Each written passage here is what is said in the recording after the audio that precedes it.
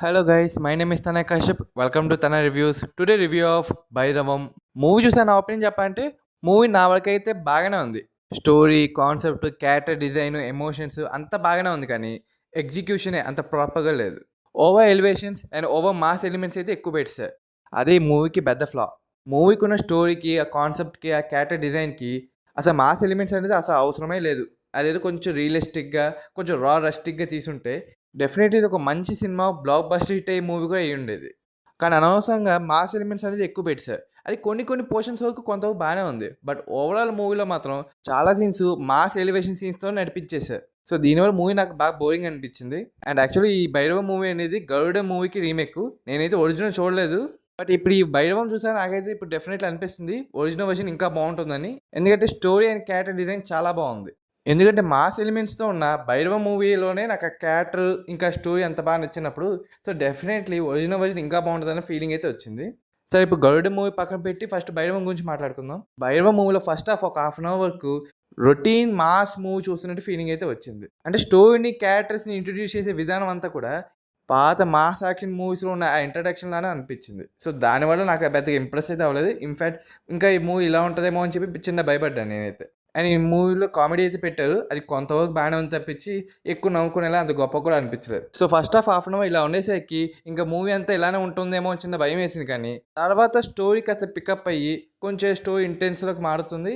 ఇంకా క్యారెక్టర్స్‌కి కాన్ఫ్లిక్ట్స్ రావడం, మూవీ ఎంతో కొంత పర్వాలేదు, ఓకే, కొంచెం బాగుంది అని ఫీలింగ్ అయితే వచ్చింది. ఇంటర్వల్ బ్లాక్ వరకు కూడా మూవీ బాగుంది అని ఫీలింగ్ అయితే వచ్చింది.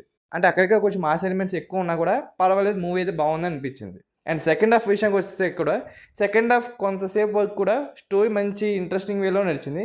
ఇంకా సెకండ్ హాఫ్ అన్ అవర్ తర్వాత ఇంకా మూవీ స్టోరీ కాస్త స్లో అయినట్టు అనిపించింది. అండ్ దానికి తోడు మధ్య మధ్య ఎలివేషన్ సీన్స్ కూడా పెద్దగా ఏం సెట్ అవ్వలేదు. అండ్ దాని తర్వాత స్టోరీ పికప్ అయినట్టుగా అనిపించింది కానీ అంత ఇంట్రెస్టింగ్‌గా ఫస్ట్ హాఫ్‌లో జరిగినంత ఇంట్రెస్టింగ్‌గా సెకండ్ హాఫ్ స్టోరీ అంత బాగా నడవలేదు. అక్కడక్కడ కాస్త ఎంగేజ్ చేస్తూ వెళ్ళింది కానీ ఓవరాల్ సెకండ్ హాఫ్ మాత్రం అంత గొప్పగా అయితే అనిపించలేదు. బట్ చాలా ఎమోషనల్ సీన్స్, మంచి మంచి పర్ఫార్మెన్స్ సీన్స్ అయితే పడతాయి. అవి కొంతవరకు బాగుందనిపించింది. అండ్ సెకండ్ హాఫ్ చూసినంత సేపు ఇప్పుడు ఈ మూవీకి క్లైమాక్స్ ఎలా పెట్టబోతున్నారు అని ఒక చిన్న క్యూరియస్‌గా ఉండేది. బట్ క్లైమాక్స్ ఏమి అంత యూనిక్‌గా ఏం లేదు. ఎక్స్‌పెక్ట్ చేసినట్టుగానే ఆ క్లైమాక్స్ పెట్టాయి కానీ బట్ పర్వాలేదు, అంత వరస్ట్‌గా అయితే ఏం అనిపించలేదు నాకైతే. సో, ఓవరాల్ మూవీలో స్టోరీ కాన్సెప్టు, ఇంకా క్యారెక్టర్స్ డిజైను అండ్ క్యారెక్టర్స్ యొక్క కాన్ఫ్లిక్ట్ కూడా అవన్నీ చాలా బాగున్నాయి. బట్ ఈ మూవీలో మాస్ ఎలివేషన్ సీన్సే అది పెద్దగా వర్కౌట్ అవ్వలేదు. కొన్ని సీన్స్ అక్కడక్కడ పర్వాలేదు అనిపించింది కానీ ఓవరాల్ మూవీలో అంత మాస్ సీన్స్ ఉండడం మాత్రం నాకు పెద్దగా నచ్చలేదు. కాస్త స్క్రీన్ ప్లే, నరేషన్ ఇది కాస్త బాగా రాసుకొని ఉంటే డెఫినెట్లీ ఈ మూవీ ఇంకా చాలా బాగుండేది అనే ఫీలింగ్ అయితే వచ్చింది.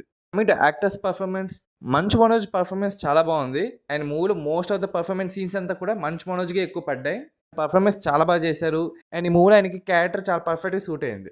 నారా రోహిత్ పర్ఫార్మెన్స్ విషయానికి వస్తే కూడా ఎక్కువగా పర్ఫార్మ్ చేసే సీన్స్ ఎక్కువ పడలేదు కానీ బట్ కొన్ని సీన్స్ చాలా బాగా యాక్ట్ చేశారు. ఇంకా ఆయన క్యారెక్టర్‌కు మంచి ఇంపార్టెన్స్ అయితే ఇచ్చారు. మంచు మనోజ్ ఇంకా నారా రోహిత్ ఆళ్ళ క్యారెక్టర్స్‌కి పర్ఫెక్ట్‌గా సూట్ అయ్యారు.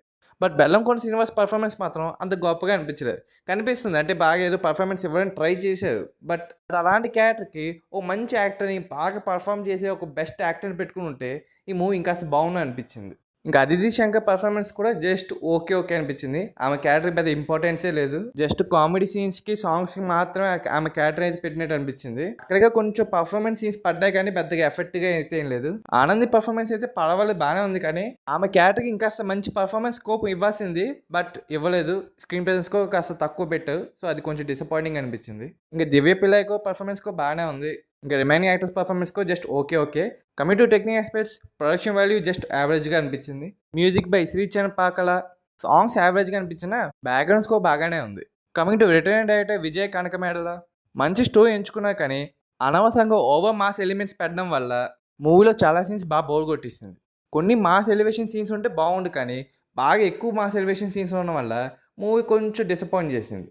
సో, ఓవరాల్‌గా 'భైరవ' మూవీ గురించి ఒక మాటలో చెప్పాలంటే రొటీన్ మాస్ ఎలివేషన్ సీన్స్ ఉన్నా పర్వాలేదు, స్టోరీ మంచిగా ఉంటే చాలు అంటే మాత్రం 'భైరవ' మూవీ అయితే ఒకసారి చూసేయొచ్చు. అండ్ ఈ మూవీలో మంచి మెసేజ్ ఇచ్చే సీన్స్ ఉన్నాయి. అవైతే బాగున్నాయి. మరి మీరు గట్టా ఒరిజినల్ వర్షన్ 'గరుడ' మూవీ చూసుంటే ఈ 'భైరవ' మూవీ మీద మీ ఒపీనియన్ ఏంటో కామెంట్ సెక్షన్‌లో కామెంట్ చేసి చెప్పండి. ఈ వీడియో మీకు నచ్చినట్లయితే లైక్ చేయండి, షేర్ చేయండి. తనై రివ్యూస్ ఛానల్ మాత్రం సబ్స్క్రైబ్ చేసుకోవడం మర్చిపోకండి. జై హింద్.